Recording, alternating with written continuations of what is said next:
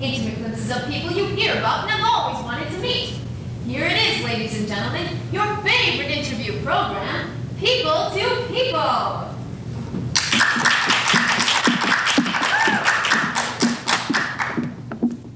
Good evening. Welcome to People to People.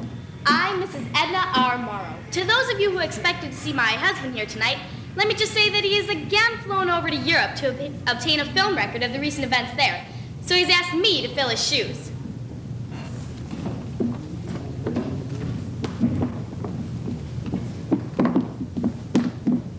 Thank you.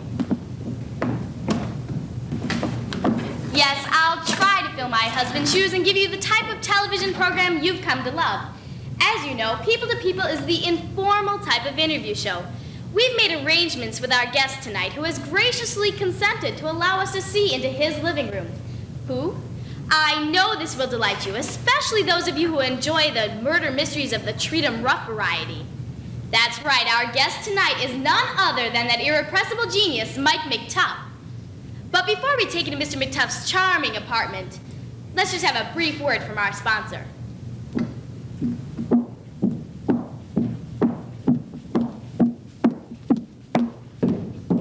Hi, I'm Connie Charm, here to ask you a few confidential questions.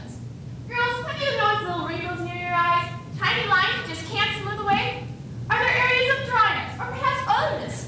Are there crow's feet on your face or any other kind of feet? Then try Paint Frosty.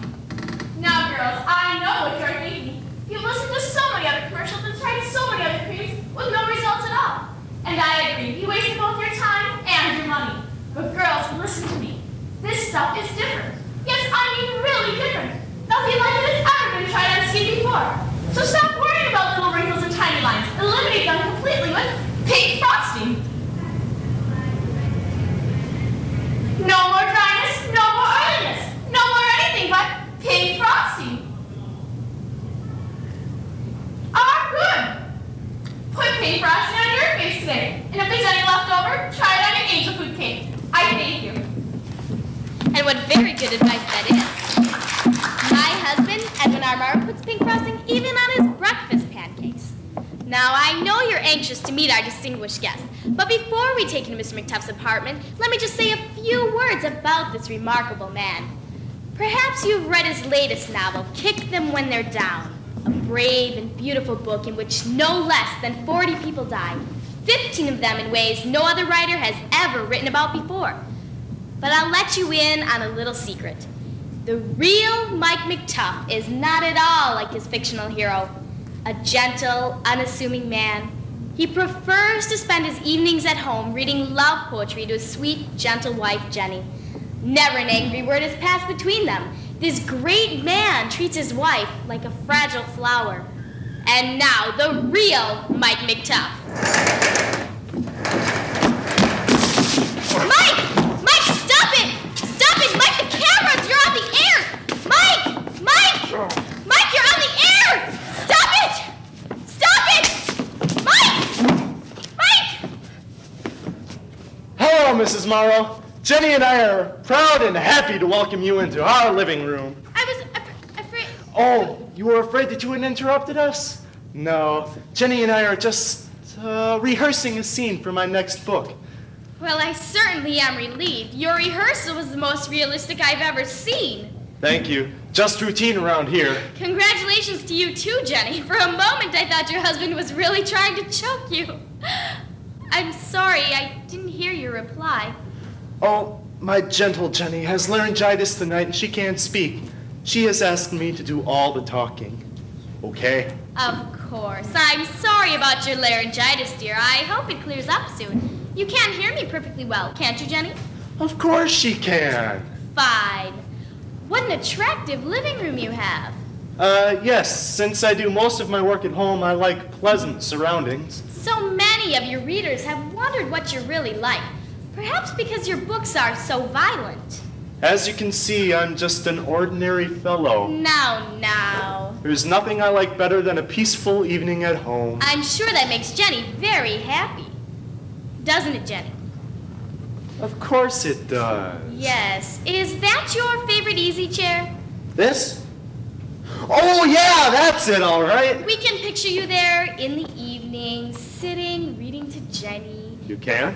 Yes, your feet up on the footstool. Oh, yeah. Yeah. Does Jenny like to bring you your slippers? Oh, yes, she does. Jenny loves to bring me my slippers. That's so nice. It's so nice to see you have such a happy marriage now. Yes, how true.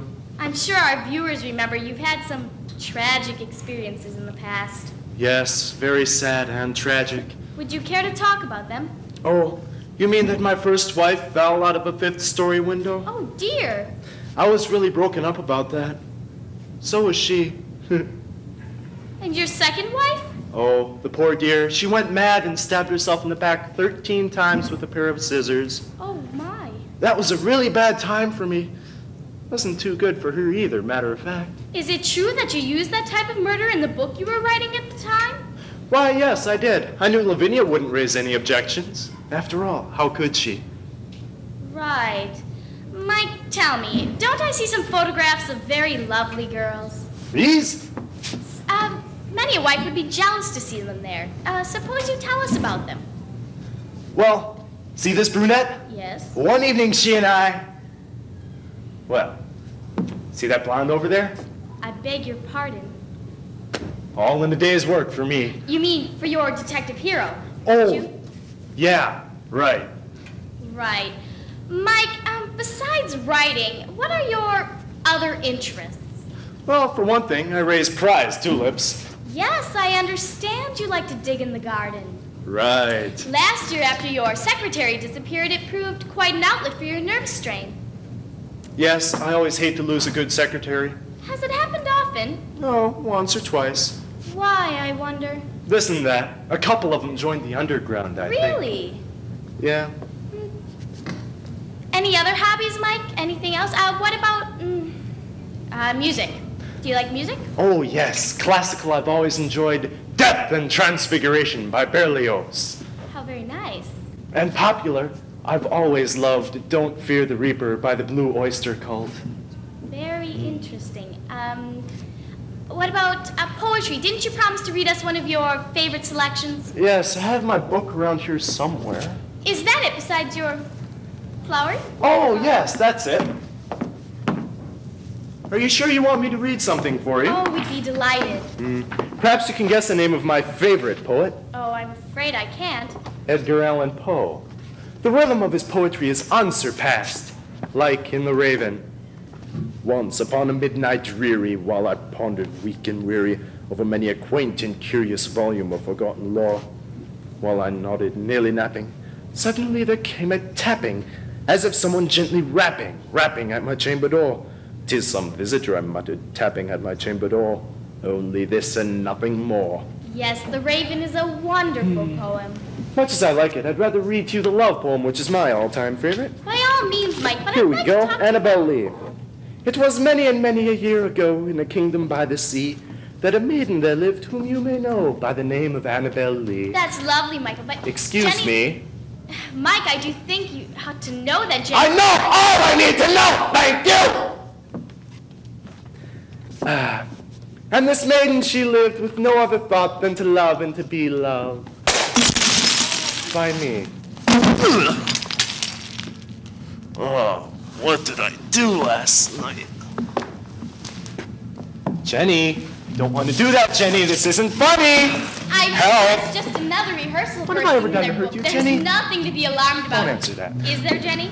Nothing at all. I'm just showing you how the book ends. Please, help! Call the police, somebody! I'm too young to die! Thank you, Jenny and Mike McTuff, for letting us into your living room. I hope you've all enjoyed this interview with one of the greatest writers of murder mystery novels of our times. Don't let that final scene disturb you. Come to think of it, Jenny got over her laryngitis very quickly, and there did seem to be a rather urgent tone in Mike's voice, but it couldn't be anything else but a scene from their book. Or could it? What do you think?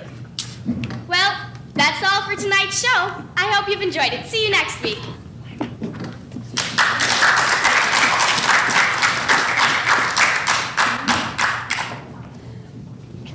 Wait a minute. Carrie, are you going to give them just a few of us, ones that, are worth seeing again. I remember to have my shoes. It's not glass. I know. I like walking on glass. Take a bow and step behind the actor. Close curtain. Crunchy, My crunchy. the right way? Yep.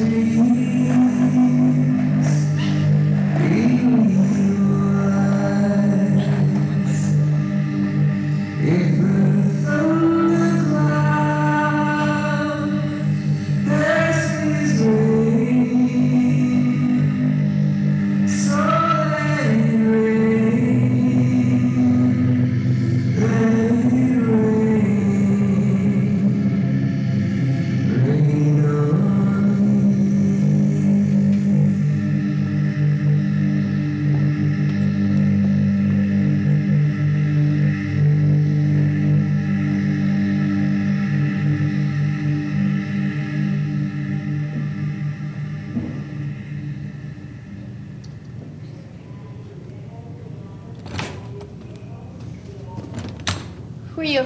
A friend. Whose friend? I've never seen you before in my life. Sure you have. Just give yourself some time and take your hand off that stupid doorknob. I'm not armed if that's what you're worried about. Come on, I won't hurt you. All right. Then answer one question for me. Who gave you the key to my apartment? I didn't have the key. Then how did you get in? Wait, don't tell me you flew in through the window. Something like that. Actually, there's a very simple explanation. I came in through the front door. You apparently forgot to lock it. I like the window story better. I've never forgotten to lock that door. Never. Never, you say? This time doesn't count. Your being here threw me off balance. I was planning for a quick escape in case you were, well, dangerous. Me? Dangerous? Lady, you cut me to the quick. So, tell me, how's Helen these days? Has she shaken that flu yet? Oh, so that's it. You're Helen's friend. Why didn't you say so instead of playing silly guessing games? She's much better now. Another day or two and she'll be back at school. It's a pity something good like that has to end. Oh, I'm sorry she's not well enough to come over now. I was looking forward to meeting her. Meeting her? But you said you were a friend of hers. No, I didn't, love. You said I was a friend of hers. Then who are you? Jenny, now bury the hysteria. I thought we trusted each other. How do you know my name? It's not in the bell. Please. What is it you want? Relax. I just want to talk with you, that's all. So, tell me, how's Sue's new masterpiece coming along? Which one? You know, the great American novel she's writing about you all and those 3 miserable playwrights you've been following around. We're not following them around. We're friends. Friends, huh? Is that why they tried to run out the back door last time you went there? Never mind them right now. Are you a friend of Sue's? In a way. Be specific! Hey, there's no reason to get nasty. I know Helen is... I know Sue just as well as I know Helen. But you don't know Helen. It's wrong. It's true I've never met Helen, or Sue for that matter, but I know them both quite well. Almost as well, in fact, as I know you. Shit. Do you like a drink? Thanks. Why does it feel as if I know you? It's silly, really. I just met you this afternoon, and already I feel close to you. It's not silly. Do you play? Of course I do. Apollo had his lyre, and I have my guitar.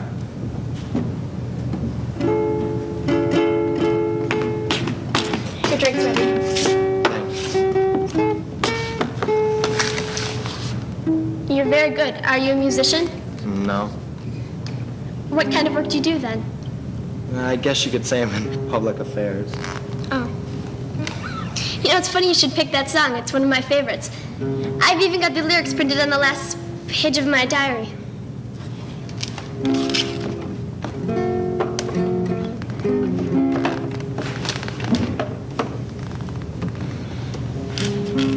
How long were you here before I came? Not very long, really. Couldn't have been more than a few minutes. I see. Don't you have the key? No. I thought maybe you did. Me? Why? Well, you got into my apartment, didn't you? I figured maybe you had gotten into my drawer, too. I keep my diary in there. If you had read it, it would explain a lot of what's happened this afternoon.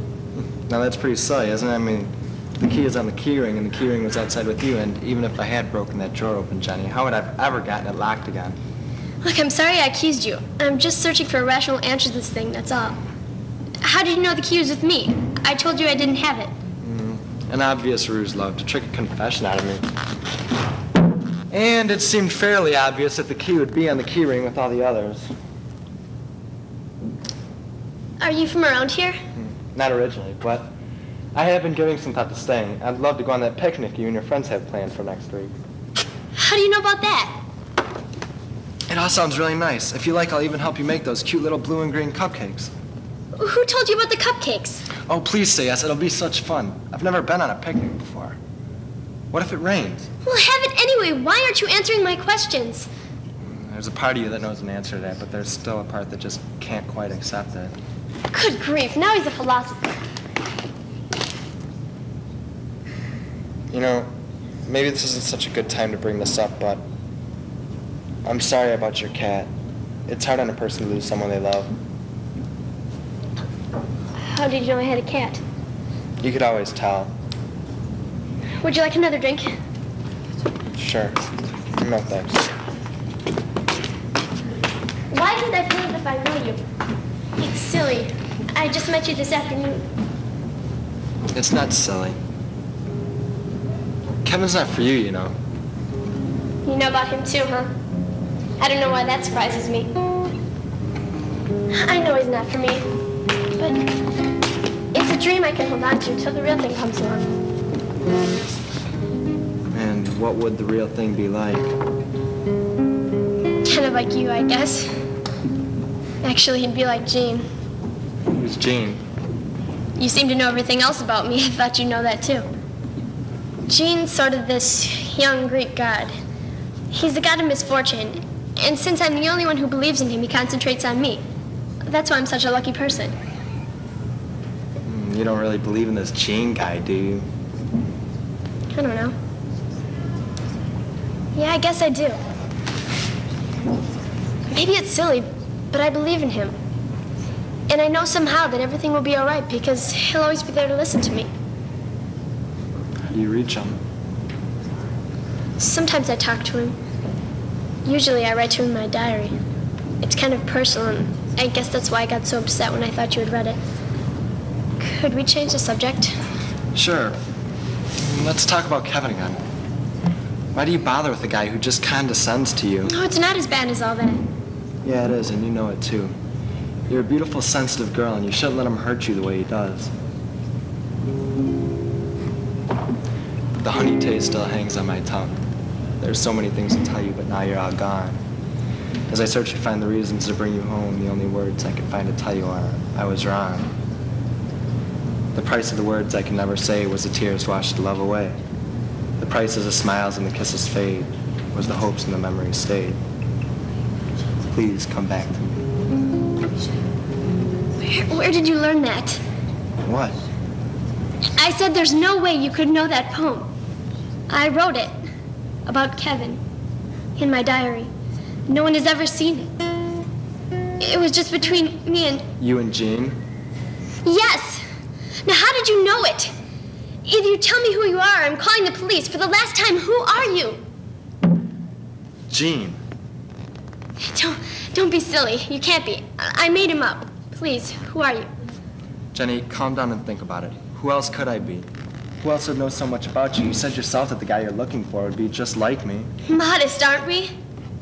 Jenny, that's why you thought you knew me. That's why you had to be attracted to me. I'm everything you've ever dreamed of. Yeah. Okay then, Jean. Why did you leave your cloud and come here? To be with you. You trusted in me. No one has ever done that before. I wanted to make you as happy as you've made me. This is crazy. Gods don't go around appearing in girls' apartments. Why not? I don't know, they just don't. Look, it's been lovely meeting you now, please. Leave. You can't reject me. I've come so far. Look, the joke isn't funny anymore. Tell Helen or Sue or whoever sent you that you're really terrific, okay? But enough is enough.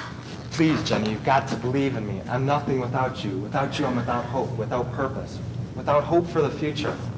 If you won't leave, I will. Jenny, I'm warning you. Think it over. If I go, I'm gone forever.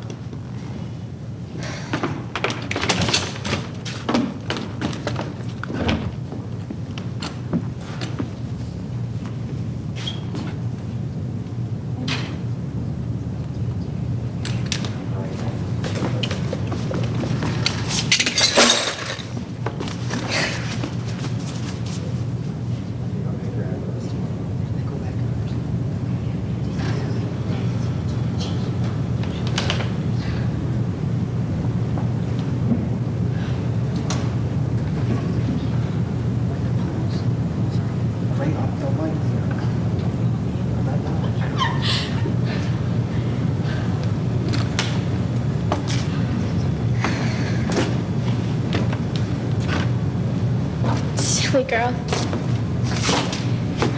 What did you expect to find here? It was a dream, silly. Just a dream.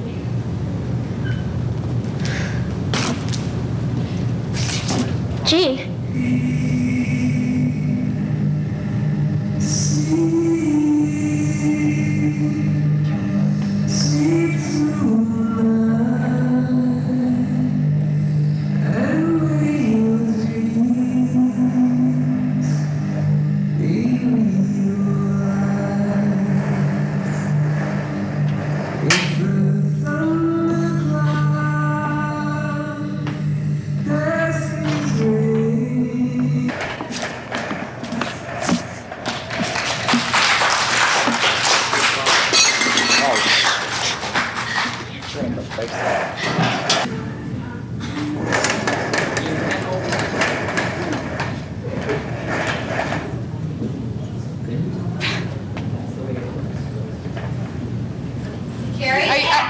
Okay, I thought they were going to open the curtain all the way. All the way off. Oh, 6 o'clock and the master's not home yet. I hope nothing has happened while crossing the Hudson River. If anything should happen, we would certainly be inconsolable and have to move into a less desirable neighborhood. The fact is, I don't know what will become of us. Here it is, the middle of August, and simply freezing. The dogs are sick in the sidewalk. Can anyone explain that? No, but I'm not surprised. The whole world is 6s and 7s, and why the house hasn't fallen down long ago was a miracle to me. Every day the same anxiety as to whether the master will get home safely, whether he'll bring home anything to eat. In the midst of life or in the midst of death, a truer word was never said.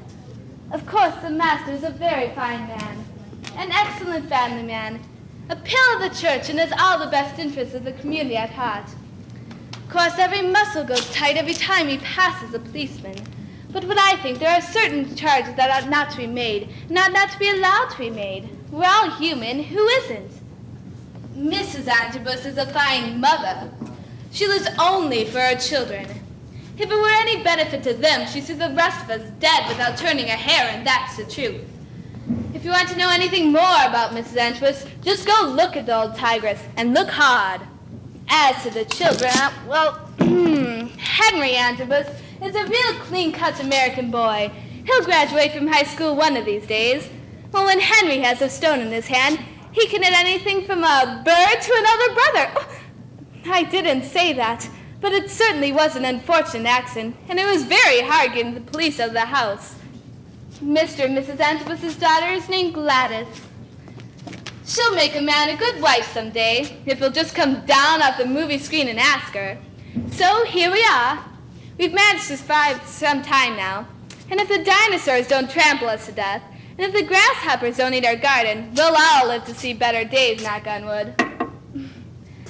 Each new child that's born to the Antrobuses seems to be sufficient reason for the whole universe being set in motion. And each new child that dies seems to them to have been spared a whole world of sorrow. And how the universe will end is still very much an open question. We've rattled along for some time now, and my advice to you is not to inquire into why or whither, but just to enjoy your ice cream while it's on your plate. Don't forget that a few years ago we came through the depression by the skin of our teeth. One more tight squeeze like that, and where will we be? One more tight squeeze like that, and where will we be? Just make something up. This certainly is a fine American home, and everyone's very happy, and I can't invent any words for this play, and I'm glad I can't. I hate this play and every word in it. As for me, I don't understand a single word of it. All the troubles the human race has gone through. There's a subject for you. Besides, the author hasn't made up his silly mind as to whether we're all living back in caves or New Jersey today. And that's the way it is the whole way through. Oh, why can't we have plays like Peg of My Heart and Smiling Through, and good entertainment that you could take home with you? I took this job because I had to. For 2 years, I sat up in my room living on a sandwich and a cup of tea a day, waiting for a better time in the theater. And now look at me. Mrs. Somerset! Mrs. Somerset! Nothing matters. It'll all be the same in a few years. We came through the depression by the skin of our teeth. One more tight squeeze like that, and where will we be? Sabina, you let the fire go out. Here it is, the coldest day of the year, and you let the fire go out. Mrs. Antibus, I'd like to give you my notice. I'm leaving 2 weeks from today. A girl like I can get in a house where they're rich enough to have a fire in every room. And she don't have to carry the responsibility of the house on her shoulders. And a home without children, because children are a thing only a parent can stand. And a home where the master of the house don't pinch decent, self-respecting girls when he meets them in dark corridors. I mention no names and make no charges, so you can have my notice. I hope that's clear. Until Mr. Antibus comes home, we have no food and we have no fire. You better go to the neighbors and borrow some fire. Mrs. Antibus, I can't. I thought of the way. You know I would.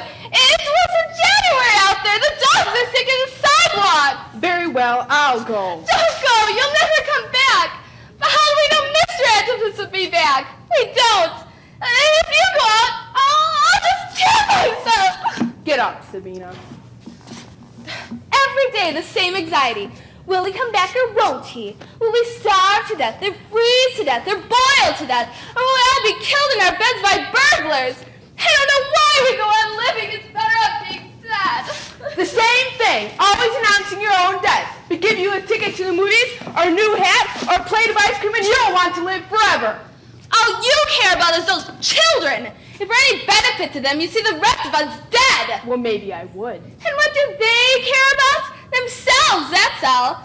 They make fun of you behind your back. They laugh at you. Half the time they pretend to be someone else's children, little thanks you get. I'm not asking for any thanks. And Mr. Antibus, you don't understand him. All the trouble he goes through trying to invent the multiplication tables and the alphabet. Whenever he tries to learn anything, you fight against it. I know you. When Mr. Antibus brought you home, he did it to insult me. He did it for your pretty face. You were the new wife, weren't you? For a year or two, you lay in bed and polished your nails and made puffballs out of hair combings. Well, I washed your underclothes and made you chicken broths. I bore children, and in between my berry goings, I stirred the cream that you'd put on your face. I knew you wouldn't last. You didn't last. But it was I who encouraged Mr. Antibus to make the alphabet. I'm sorry to say it, but you're not a beautiful woman, and that's the truth. And you can never know what a man could do if he tried. It's girls like I who inspired the multiplication table. And you didn't last. You sunk off into the kitchen. And what did you do there? You let the fire go out. Reading and writing and counting on the fingers is all very good in their way, but I keep the home going. Now that you, the audience, has listened to this too, I understand it a little better. I wish 9 o'clock were here. I don't want to be dragged through this whole play again. Sabina, take this stick and go light the stove. Like I told you, 2 weeks, that's the law. What about this cold weather? I think we'll all perish, that's what I think. Cold like this in August is just the end of the whole world.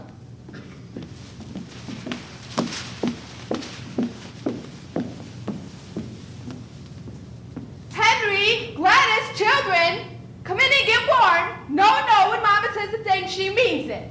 Henry, put down that stone. You know what happened last time. Gladys, put down your dress. Try and be a lady. Mama, I'm hungry. Mama, when's it going to snow? Mama, why is it so cold?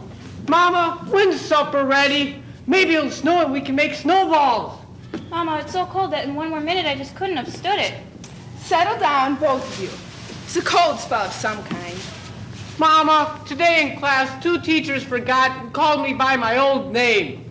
You'd better write a letter to the principal telling them I've changed my name. Right out in class they called me Kane. Don't say it! If you're good, they'll forget it. Henry, you didn't hit anyone today, did you? Oh, no, Mama. Gladys, I want you to be especially nice for your father tonight. You know what he calls you when you're good. His little angel, his little star. Keep your dress down like a little lady and keep your voice nice and low. What is that red stuff on your face? All the girls at school do, Mama. That's it! I'm through with you. Sabina! Don't you know your father thinks you're perfect? Don't you know your father couldn't live if he didn't think you were perfect? Sabina! Yes, Mrs. Antibus? Take this girl out into the kitchen and wash her face. I've been working on the railroad. Sabina, what's that noise outside? Oh, it's a giant! It's a drinking tramp from all we can out of bed! I know it! Ah! Help me, quick! Quick, everybody! Stack furniture against the door! Who is it? What do you want? Sabina, have you any boiling water ready? Broken now, Pamela Pink's not open this door! It's your father. Just a minute, George. Sabina, clear the door, quick! Gladys, come here while I wash your nasty face. She wish if a ghost geezer, I'll break every bone in your bodies! Let me in or I'll tear the whole house down! Just a minute, George. There's something wrong with the lock. Let me in or I'll tear your brains out, smash your livers on the ceiling, and double take the hindmost! You can open the door now, Sabina. I'm ready. Well, how's the whole crooked family? I'll be scalded and tarred if a man can't get a little welcome in his own home. Papa. How have they been, Maggie? Well, I must say, they've been as good as gold. I haven't had to raise my voice once. I don't know what's the matter with them. Papa's little weasel, eh? Sabina, here's some food. Papa's little gopher. Papa, you're always teasing me. And Henry, nothing rash today, I hope. Oh, no, Papa. Well, that's good. I'll bet Sabina let the fire go out again. Mr. Antibus, I'd like to give you my notice. I'm leaving 2 weeks from today. I'm sorry, but I'm leaving. Well, if you leave now, you'll freeze to death, so go and cook some dinner. 2 weeks, that's the law. What's that? A wheel. What does this cold weather mean? It's below freezing. Not before the children. Shouldn't we do something about it? Start off, move. Not before the children. Papa, you hit me. Well, remember it. That's to make you remember today. Oh, I've had a day at the office. Take a look at that wheel, Maggie. When I've got that to rights, you'll see a sight. There's a reward for all the walking you've done. How do you mean? Maggie, we've reached the crest of the wave. There's nowhere left to go. We're there. And the ice? The ice? Papa, you could put a chair on this. Yes, I suppose anybody could fool with it now, but I thought of it first. Children, go out into the kitchen. I want to talk to your father alone. Yes, Mama. Well? It's cold. I know it's cold. You can prevent us from freezing to death, can't you? You can do something. We can start moving. By midnight, we'd turn to ice. The roads are full of people who can hardly lift a foot from the ground. The people of the north, where are they? Frozen, crushed. Is that what is going to happen to us? Will you answer me? I don't know.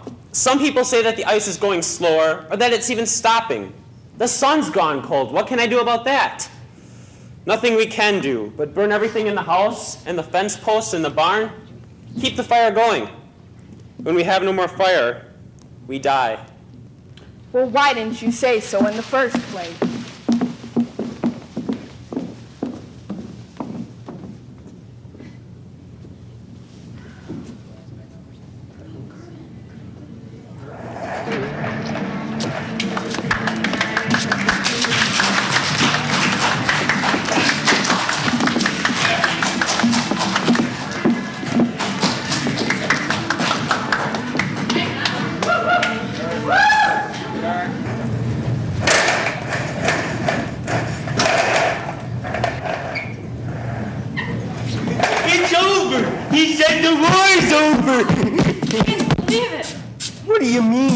can't believe it. He wouldn't have said it if it wasn't true. We weren't the only people listening.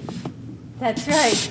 Everybody knows now. It has to be true. At last it's over. I can't believe it. I just can't. What do you mean you can't believe it? They never would have allowed him to say it if it wasn't true. We weren't the only... They never would have allowed him to say it. Millions of people heard him all over the country. That's right. Everybody heard him. It has to be true. It's over. He said it was over. Oh, 5 years I waited for this day. 5 years, 3 months and 2 days. Our Father, who art in heaven. Oh, we thank you. Bless him. You tell him. No, you tell him. No, you're his mother. You're his father. Well, you're the one who... What? We'll both tell him. Peter? Are you up, Peter? Can you hear us, Peter? It's over, sweetheart. Now listen to me carefully, Peter. Tie the end of the rope around your waist and give us all the help you can. How does he look? You know I can't see him. God, I hope we did the right thing. We did what was best for the boy. His welfare was our only concern. We couldn't let him go. No, that was out of the question. We had to keep him. He was our only child. Yeah, and it worked out well. We won, didn't we? We won, but nobody knows. Nobody cares. But it's over. Come on and grab this diploma. Just wait a second. Be careful, Peter. You're not pulling hard enough. He's gotten so heavy. It's those apples of yours. I told you to stop throwing those apples down. It's those damn apples of yours. I wanted to make things easier for him. Is that so terrible? Then pull and stop complaining. The rope is burning my hand. Yeah, don't let go, whatever you do. Peter? Boy? Are you all right, boy? He can't hear us. I'll send him down a note. Yeah. Here. Tell him his mother loves him. Tell him he may have many friends in his life, many sweethearts, but he'll only have one mother, and that's me. Tell him of the pain I had giving birth to him. Tell him of the miserable life I've had. Tell him of the sacrifices I made. Tell him I'm growing old. Look, I'm growing old.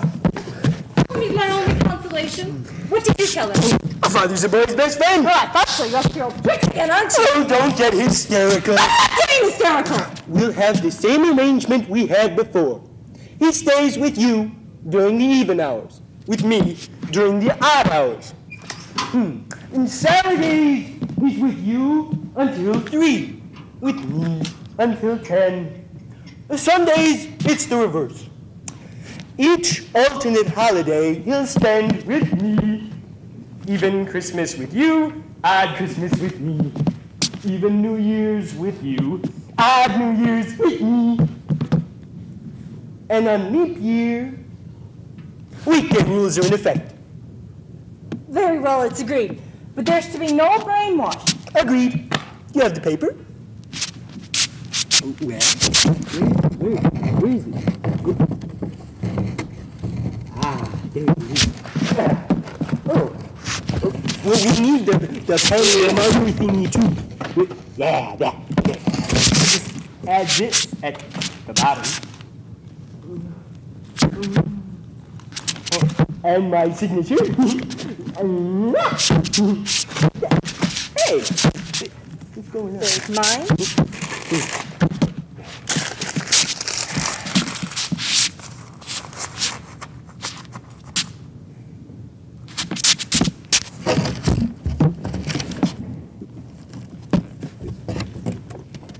Hey, the note's still here. He didn't answer it. Why didn't he write us? It's been months since we've heard anything from him. And every morning I send a note down with his breakfast, begging him to answer me. Don't get hysterical. I'm not getting hysterical. I'm just asking, what does it mean? You don't know your own son, do you, lady? You haven't got the least idea what goes on in that boy's head. Oh, and I said, you do. You bet I do. He's down there thinking day and night, planning, experimenting, using his brains, which he obviously didn't get from you. What was the last thing he asked us to send him down? His teddy bear. Yes, this boy's teddy bear. The last thing I said. Oh, a fishing rod. That's right, a fishing rod. Now, why would someone want a fishing rod down at the bottom of a well if he wasn't doing something scientific with it? I tell you, that boy's got a head on his shoulders. That's exactly what his teacher told me at his graduation exercise. He's got what it takes, all right. He's my son. And mine! Don't get hysterical now. I'm not getting hysterical. Come on, let's get him up. Wish he had written me more frequently. I deserve that much from You him. can't keep quiet, can you? Stop shouting at me! Then Colin, shut up! If it wasn't for Peter, I swear. Oh, He's coming, I can feel it. Watch it! Oh, well, whose fault is it now? well, it's your fault. My fault? Yes, your fault. If you wouldn't have let go of the rope the first time, we would have had him up by now. Oh, boy, just blame me again. Well, who else do you want me to blame? Would you mind answering me one question? One simple question. Okay. Why on earth did you ever marry me? If I had the answer to that question, lady, I would go to my grave a happy man. Why?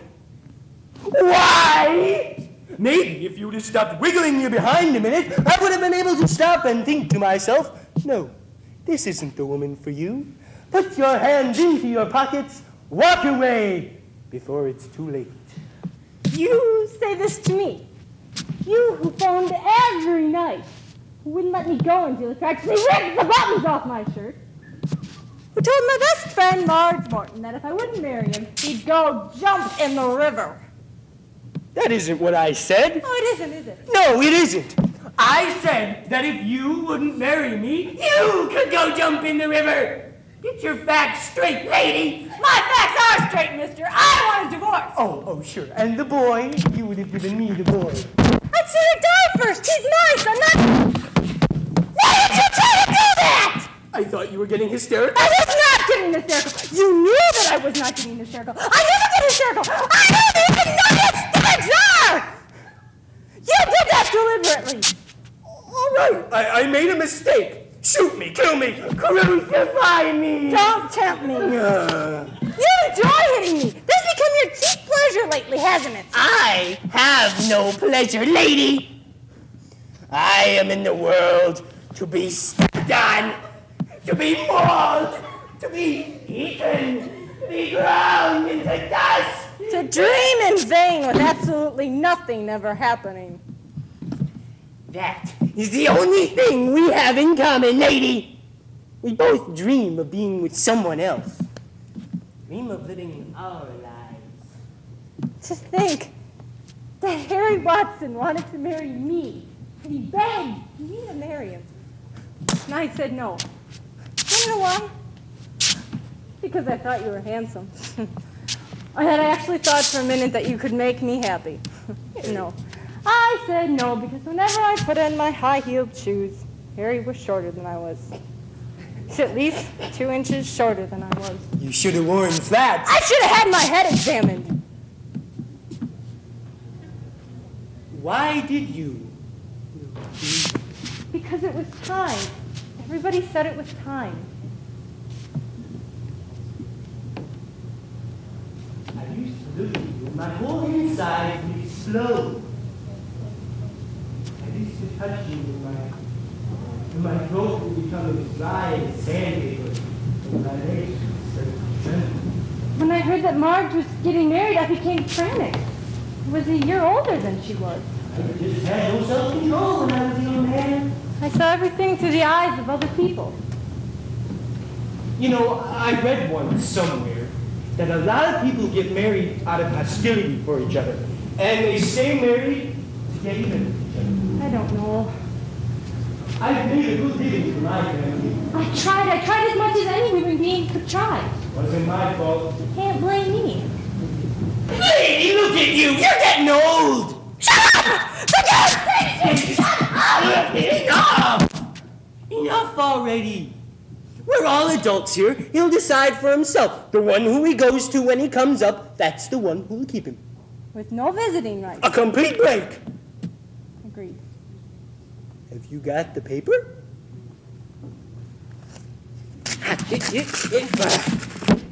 The pen is still down in the well. You're the one that put it down. Shut up! Shut up. This one? No, not this one. It's at the bottom of here. This is the wrong paper. All right. And just add this to the bottom again. And my signature.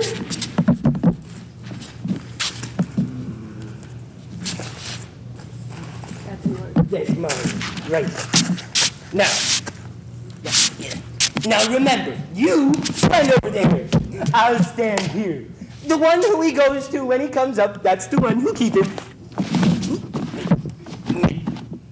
Are you going to help me pull him up or not? But you told me to come stand over. Will you get over here and help me pull? Yeah. Thank you. You're welcome. It'll be like a second chance. Nothing to worry about anymore. Yeah, a new life. That boy and me, we can go start a business somewhere. I told him before he went down, think of a business we can go into when you come back up. Something where we don't have to use our hands, and we can wear white shirts and just sit back and watch the cash roll in. I'll cook for him. I'll keep his clothes clean. He has to love me. I'm his mother. Keep pulling. He wanted to enlist. He wanted to go. But I wouldn't let him. We wouldn't let him. We put our foot down. We did what was best for him. We kept him at home. Keep pulling. He's coming, isn't he? Just a little more. Just a little more. He's almost at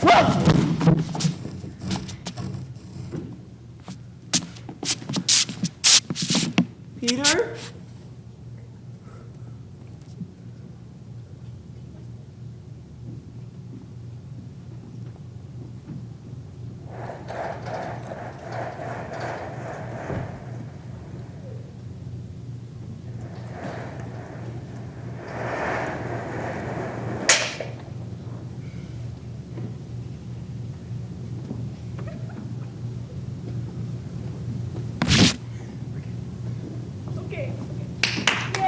Well, are the lights going to come up or not? What's their curtain call? We don't know. Hello. That's better. The music was supposed to go on, and then, This broke. Yeah, I know. My phone. I didn't notice until the end. I know. I I noticed until the end. Oh, no. And when you...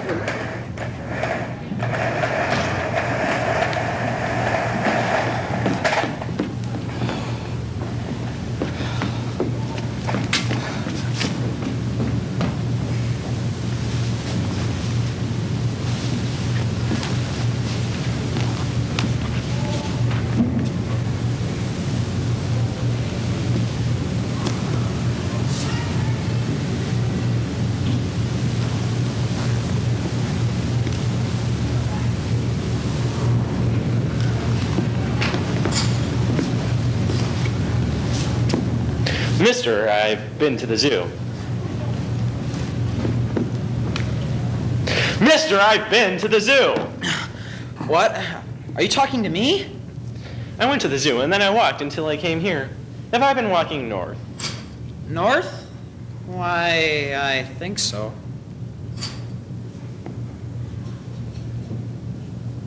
Do you mind if we talk? Oh, not really. Yes, you do. You do. No, I don't. Really. It's a nice day. Why, yes, it is. Lovely. I've been to the zoo. Yes, I think you said so before, didn't you? Yes, you'll read about it in the papers tomorrow if you don't see it on your TV tonight. You have a TV, haven't you? Why, yes, we have two. One for the children. You're married. Certainly. And you have children. Two. Both girls. But you wanted boys. I wasn't going to say that. Do you mind if I ask you questions? No, not really. I'll tell you why I do it. I really must don't say get it. to talk to many people, but Every now and then I like to get to know somebody, know all about them. And am I your guinea pig for today? Who better on a nice sun-drenched Sunday afternoon than a married man with 2 daughters? Where do you live? Ah, come on, I'm not going to rob you, and I'm not going to kidnap your daughters. I live in an apartment between Lexington and 3rd Avenue on 74th Street. Now that wasn't so hard now, was it? Well, I didn't mean to seem... It's just that you don't really carry on a conversation. You just ask a lot of questions. Are you just going to stand there? Oh, I'll start walking around in a little while, and eventually I'll sit down. Wait until you see the look on his face. What? Whose face? Is this something about the zoo? The what? You've mentioned it several times. The zoo! Oh yes, the zoo. I was there before I came here. I told you that. But do you know what I did before I went to the zoo? I walked all the way up Lexington. I walked all the way up 5th Avenue from Washington Square. Oh, so you live in the village? No, I took the subway down to the village, so I could walk all the way up 5th Avenue to the zoo.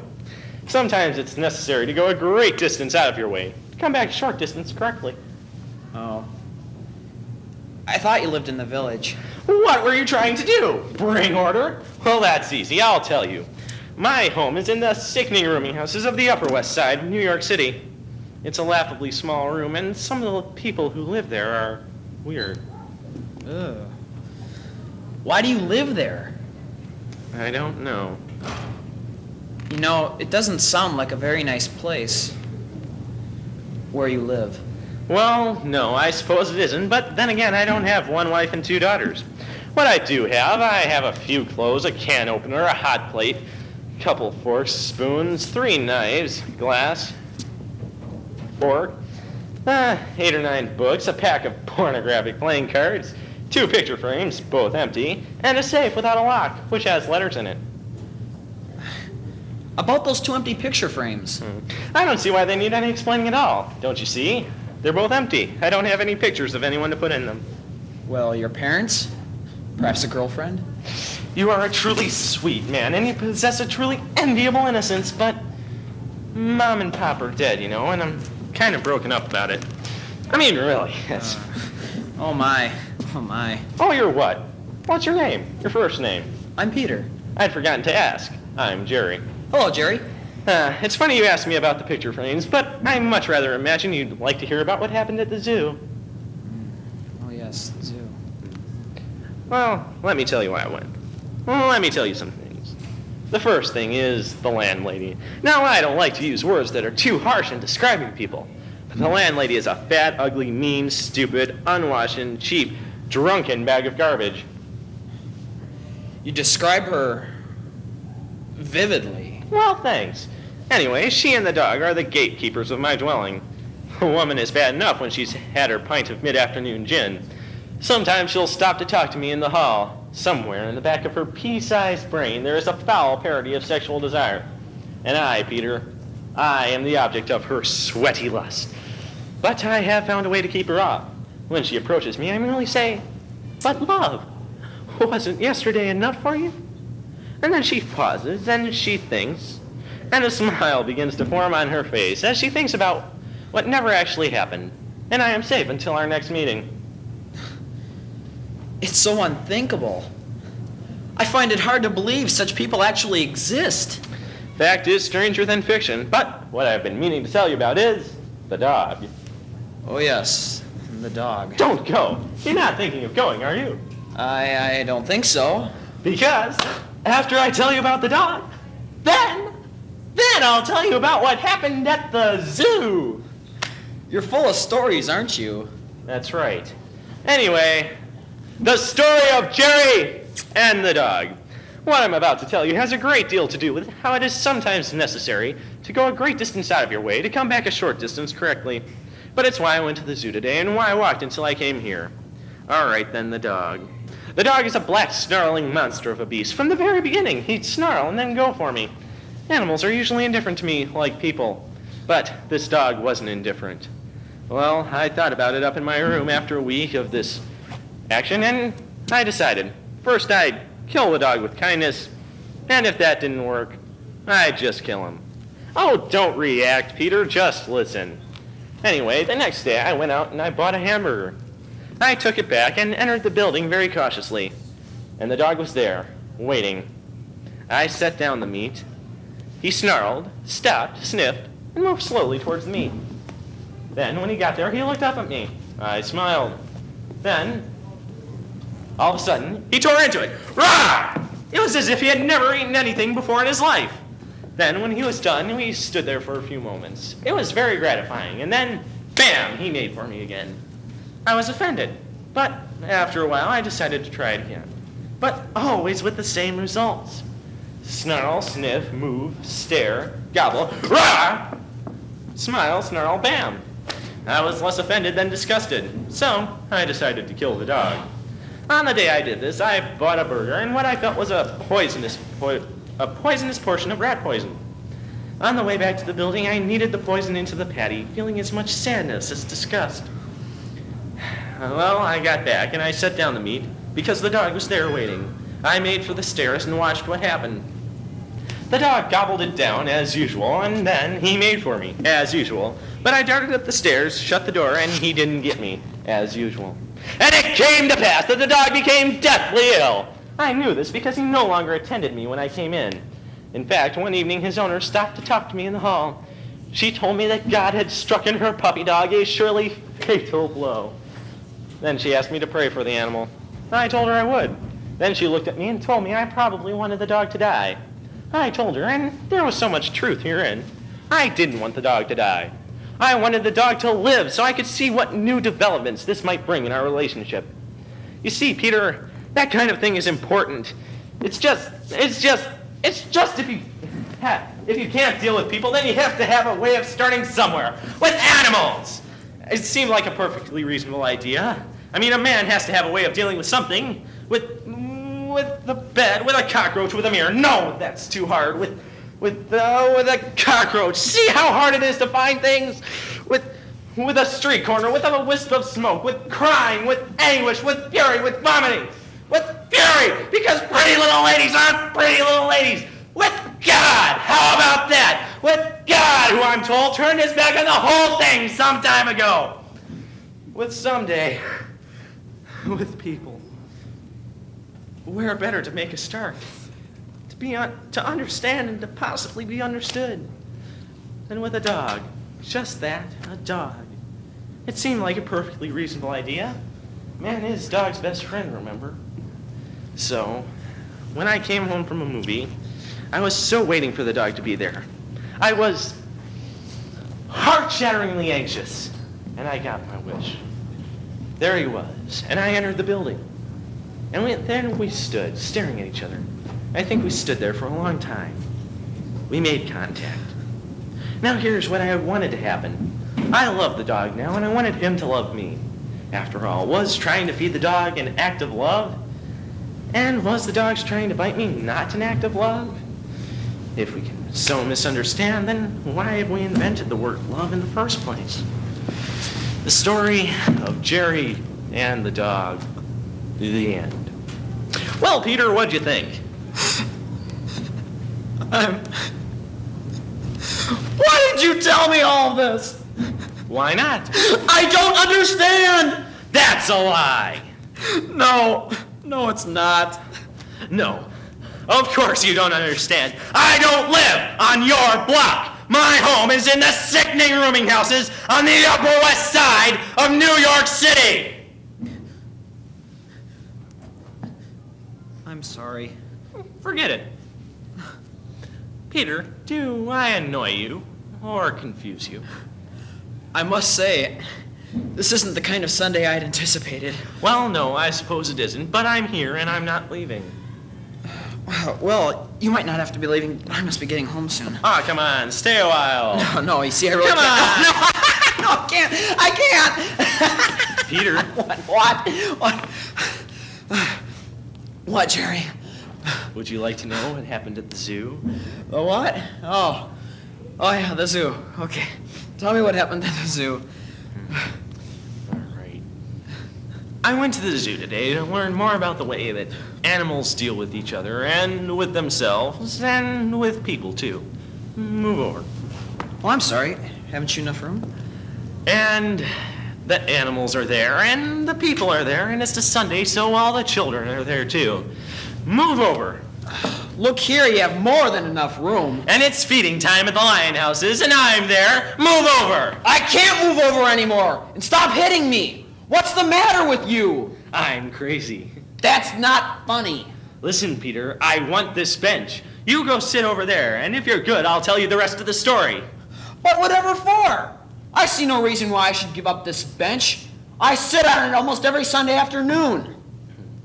Look, you have everything you want in your life, and now you want this bench? Tell me, Peter, are these the things men fight for? Is this bench your honor? It isn't a question of honor, and even if it was, you wouldn't understand. I need this bench. No. Yes. Yes, I do. But I've come here for years. This is my bench. You have no right to take it away from me. Fight for it then. Defend your honor. Defend your bench. You've pushed me to it. Get up and fight like a man. You, sir, are a vegetable. That's enough. You have a certain dignity. It surprises me. Stop! Oh, very well then. You've pushed me to it. But I must warn you, we're not evenly matched. You're gonna kill me? Go ahead. You pick up the knife and we'll be more evenly matched. No! You pick up that knife and you fight with me, you little man. No! No! Let me go! You fight for your honor, you fight for your daughters, you fight for your wife, you fight for your bench, you pathetic little vegetable. I'll give you one last chance. Get out of here and leave me alone. So be it. Oh my God! Oh my God! Oh my God. Thank you, Peter. You don't know how scared I was that you'd go and leave me alone.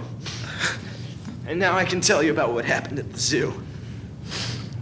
I think that while I was there, I decided I would walk and I would find someone and I would talk to them.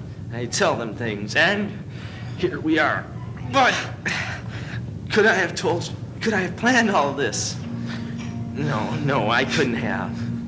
But in a way, I think I did. And now you know whose face you'll see in the papers tomorrow. The face I told you about. My face. Oh my God. Hurry away now, Peter.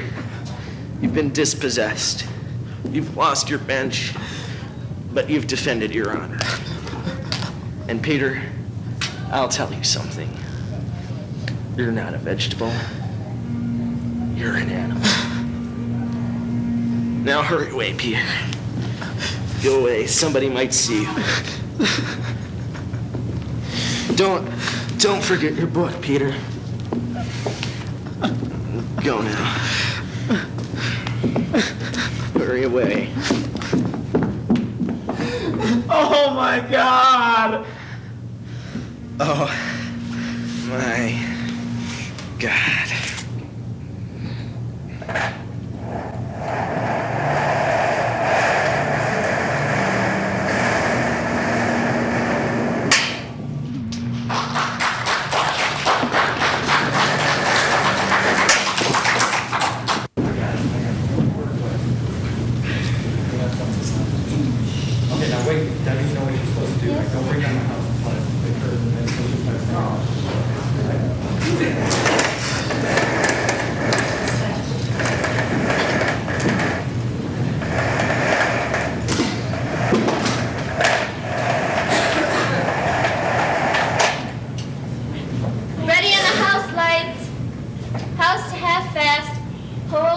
Slowly. 5, 4, 3, 2, 1. Hold the blackout until I'm in position. At my cue, take a slow 3 count, and then stage lights up slowly. Now, 3, 2, 1. Stage lights up.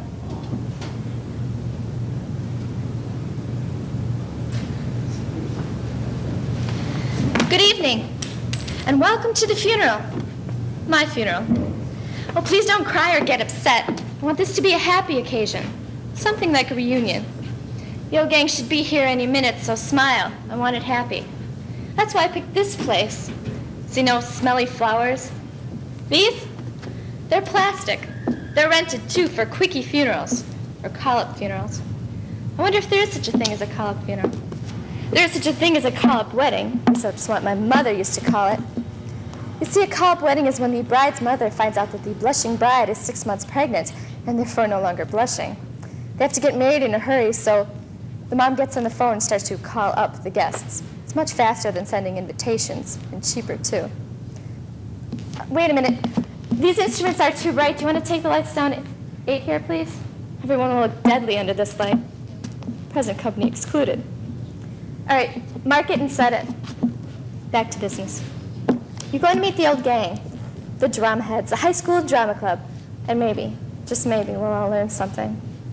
I want you all to enjoy yourselves. I do hope I don't get overly dramatic, because I'm usually backstage, so I'm sort of out of my element. You'll have to pardon my interruptions like the lights adjustment. You see, I like to do everything right, except you're the only ones I haven't been able to plan for. I have very explicit instructions for everyone else. The phone calls. My folks got the call this afternoon. They should be here later on tonight. But for now, it's just the girls. See, a reunion. I remember this one cast party that I organized. Everybody was there, and we all decided to go... To go what? They're starting to drive. I'd better get back to my platform. Thank you.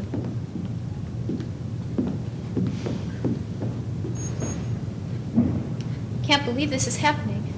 Believe it, it's happening. I remember you were always such a good driver. You were always the one who drove home from the cast parties. Yeah, I was always the one who had to do all the chauffeuring around, beginning of costumes and props, and drunken actors home from cast parties.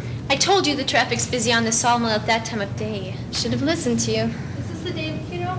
This way. Thank you. Audrey, my God, how did it happen? She missed a turn on the Sawmill Parkway. But she's been driving that road every day for 2 years. How could she miss a turn? It was late. Kids tire you out. Oh, she just always worked too hard. For God's sake, Christy, don't get hysterical on us. I can't do anything for you, and Audrey here hates your guts, so calm down. How are you doing? I don't want to talk about it. Don't worry, she will, later. And if she doesn't, I'll fill you in. Is Ellen coming?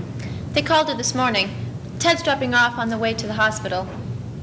Lisa's coming, too. Lisa? How could she show her? Sharon wanted her Good here. or bad, she was a clubby, too. Well, you know, I hope she washed her hair. In high school, it was always a bit of a joke, but now the jokes weren't pretty then. I'm sure she's washed her hair since high school.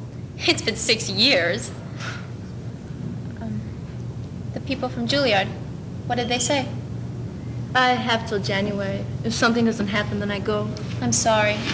She really isn't. She's loving every minute of it. That's why she got here first. She was hoping to see Christy before the others arrived so she could gloat. Oh, I'll manage. I'm going back to my parents' cottage on the Cape. The doctor says that 2 or 3 months of not talking should bring it back. I can't show up here. You know, if I go home, my parents won't stop bothering me. Besides, I really can't face Mrs. T because I haven't ridden to her for a while. So I think she must know something's up. You think she knows? She must. A couple of her students are at the game. Ah, the game. Now I know what Audrey's next line is. Here comes some gloat. So, how's Jack? Fine, I guess. You stupid fool. Why did you have to go do all that yelling like some lovesick homecoming queen? You were always the one who made fun of the cheerleaders in high school with their pom-poms and their bells on their little saddle shoes, like a herd of reindeer coming down the hall. Hello, Lisa. Don't get too close, you might contaminate her. Does Mrs. T know about this? I don't know. Maybe Ellen called her being president and all. Why don't you just shut up? Isn't that what they told you? Or better yet, why don't you sing a little funeral dirge for us? What? Who told you? Lisa, who told you? Did you tell her? Well, you're really something, you know that? Still a sandwich from the old days. You ought to write out and tell the bag of garbage over there. God, well, you want to know something, Miss Meryl Streep? Jack doesn't want either of us. He's engaged to some math major at Cornell. Donna something. She went to school with us. Wasn't even in the club. Donna Thayer? The very person. So here we are. Ira and my voice and you. You're still carrying around this torch. It's heating somebody else up. I didn't tell her. Like how you didn't! Hey guys, calm down. This is supposed to be a joyous reunion. Lisa, you came in too early. You weren't supposed to get here till after Ellen arrived. You see, I had everything planned except that bag of garbage over there and the fashion plate kind of fouled things up. She also fouled up the air a little too. Anyways, Christy, I told her, so I have to call this match a draw. David funeral? To the left.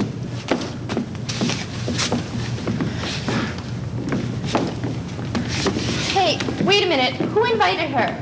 Ellie, you weren't supposed to call her yet.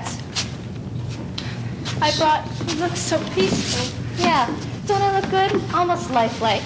I'm not gonna lay down for her. Ellen, I'm so glad you brought Natalie. I brought Natalie. As soon as I heard, I drove up to Poughkeepsie to get her. Oh, it must have taken her all day to sober up. I called Mrs. T this afternoon. She'll be here this evening. Lisa, Ellen's here. Hello, Lisa. Why didn't you invite me to the wedding? I didn't think you'd come. Right. Natalie, I'm so sorry. Thank you. You're welcome, I'm sure. You know damn well I would have shown up. That's what you were afraid of. Not really. You invited the whole crew. Audrey got invited, and you knew she wasn't coming. I had an audition.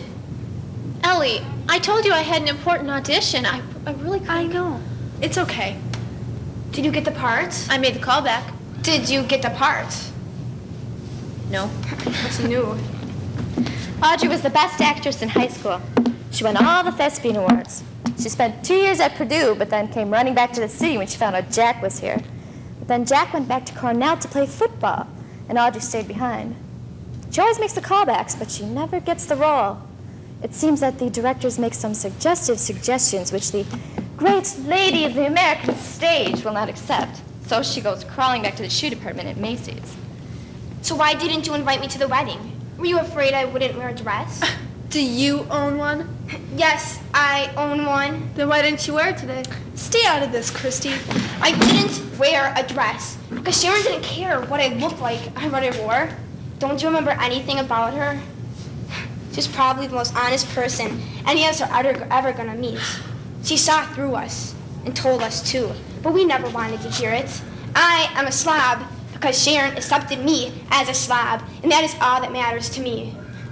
You never really knew her while you were out there sucking up all the glory or fighting over some guy.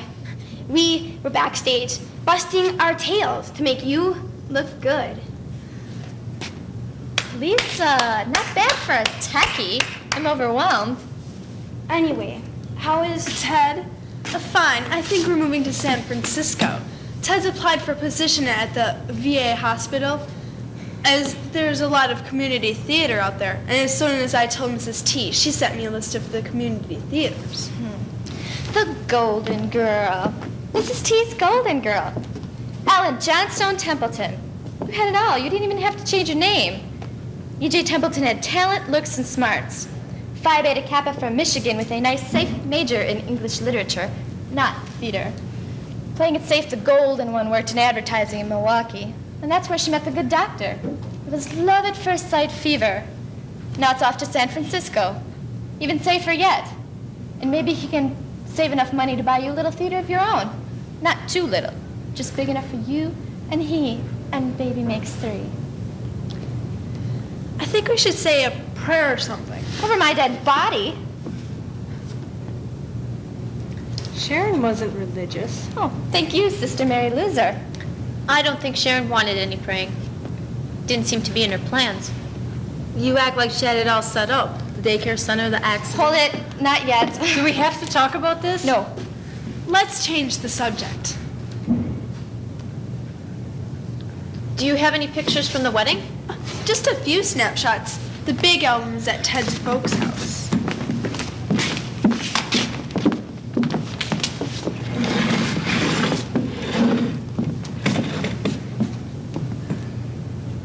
Your dress is pretty.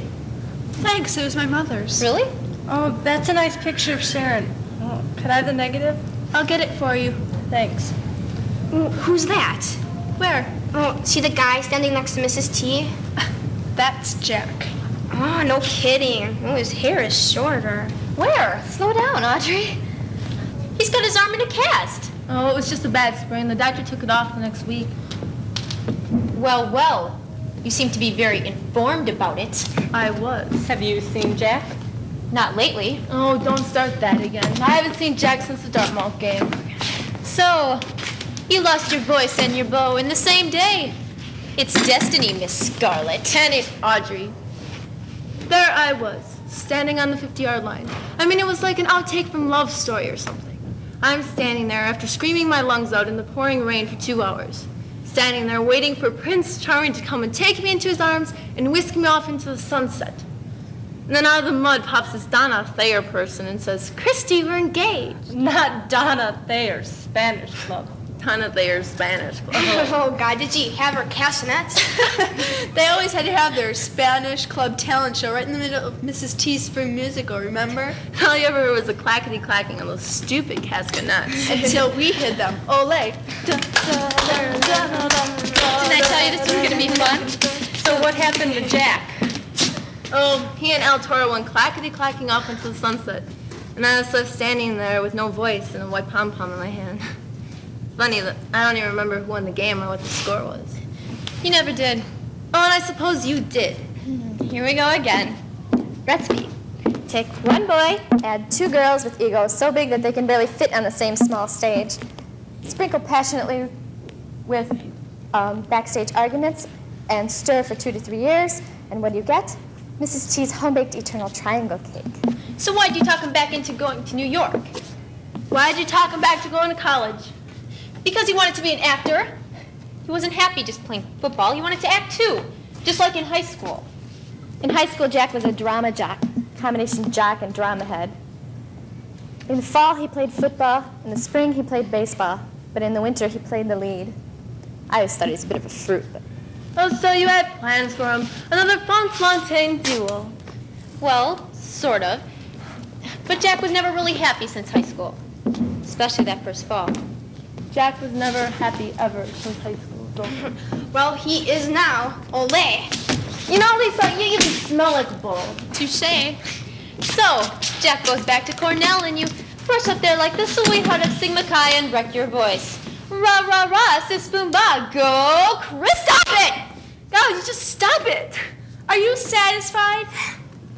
No. Christy, Jack is... It's not Jack, you know. It's like it could have been something and what? I went on some mud-covered Jack and Miss Taco. Audrey, if it would have been you, I would have hated you even more. How could he marry someone that wasn't even in the club? I'm gonna hate myself for this. But for what it's worth, Christy, I am sorry. Gracias. De nada.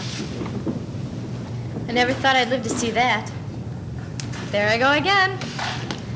So, are you still with the improv company? After Jack left, I really wasn't interested anymore.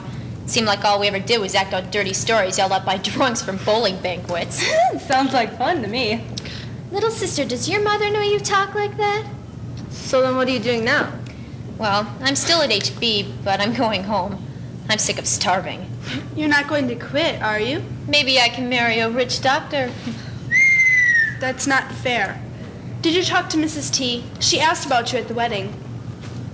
That's really why I didn't come. I couldn't face her.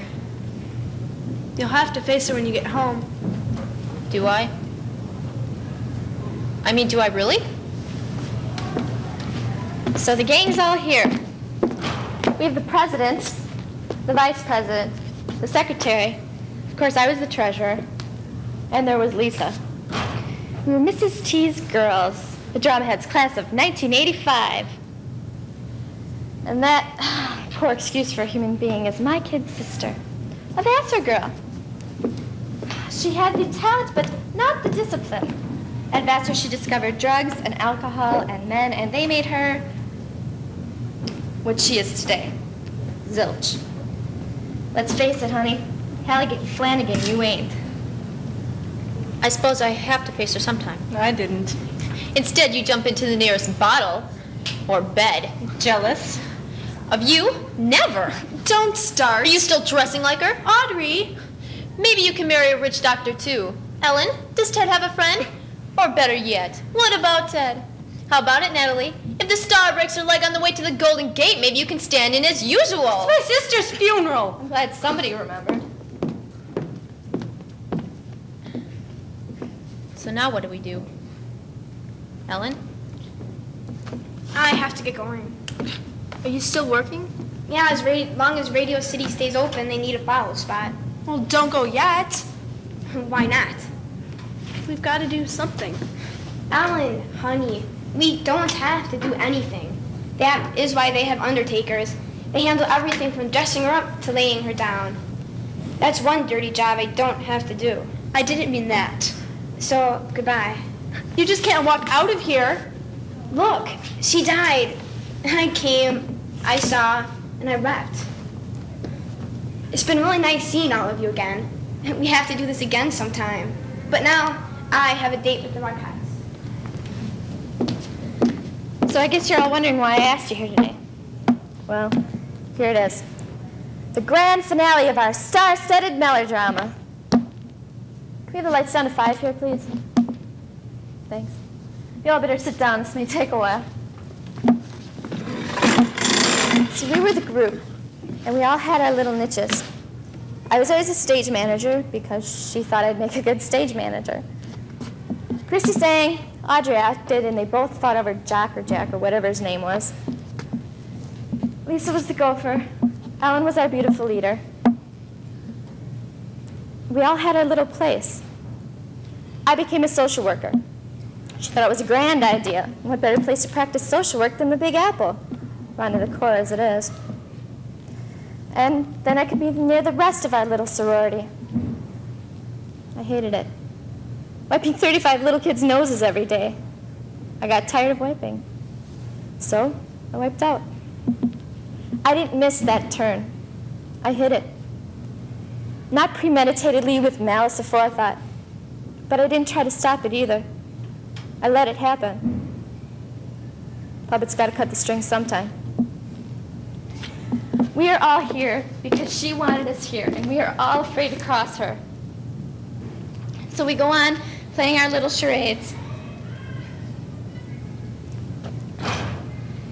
You know, she's probably out there right now telling some other sweet young thing that she has great potential and should pursue a career upon the boards. Well, Mrs. T, wherever you are, shove it.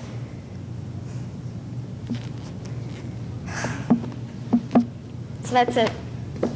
This whole thing is giving me a headache. I'm going to go lie down. End of scene. Please don't go yet. Ellie, there's nothing more we can do. She's right, Ellen. Let's go. Natalie? I gotta go meet Mrs. T and my folks at Grand Central. Okay, well, I thought we could set up some sort of a memorial for her. Well, I'll talk it over with Mrs. T tomorrow. Or better still, why don't we all go down to the train station to meet her? We'll surprise her. That's a good idea. She'll just laugh.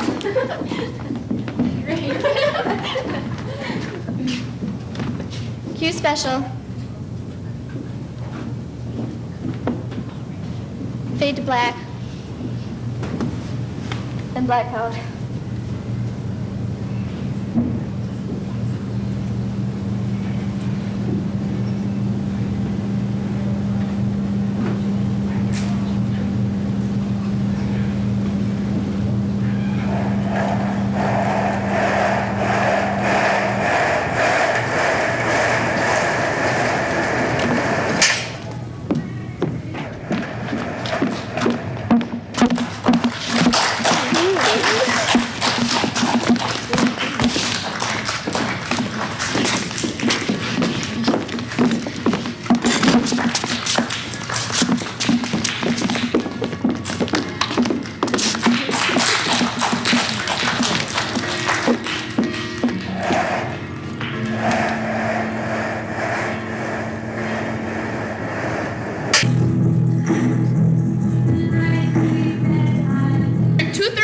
Suck your thumb, whichever seems more comfortable. Now try it. First your right, then your left. What if they take it out? Pop it right back in. Be persistent. Don't give up. I like this. Which brings us to the pacifier, the common device parents use to break the habit of thumb-sucking children. Pacifier. Say it with me. Pacifier. Good. And as soon as you get attached to it, they'll take it away as quickly as they gave it to you. Okay, 2 minutes for baby. Who's baby? You are. Now that we've seen advanced notice on what your parents will name you. They're going to call me baby all the time? Maybe. As parents, it's their prerogative. Boy, you can bet I'm going to tell them a thing or two about that name. You can try, but they won't understand you for a year or two. But then you'll be conditioned. Conditioned? Yes. Assuming they say your name at least 10 times every day, you'll hear your name between 5,475 and 7,362 times. So many times, baby, you won't be able to imagine being called anything else. Would you like to be called baby for the rest of your life? How long have I been here? 9 months. They've had enough time to pick a decent name. They must be stupid. As a matter of fact, both are college educated.